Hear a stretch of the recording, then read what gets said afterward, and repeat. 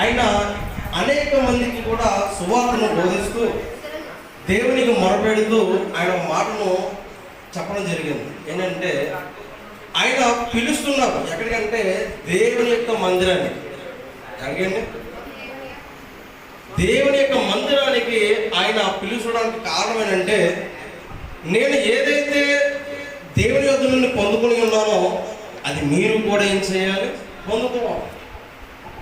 ఎవరైనా సరే ఒక ఆశీర్వాదాన్ని పొందుకున్నప్పుడు, ఒక దీవెనని పొందుకున్నప్పుడు, ఒక మేలుని చూసినప్పుడు దేవునికి కృతజ్ఞత చెల్లించుకోవడమే కాక, నా వల్ల ఏదైతే జరిగిందో, నాకు ఏదైతే మేలు జరిగిందో అనేకులకు కూడా ఏం జరగాలంటే మేలు జరగాలి. హల్లెలూయా.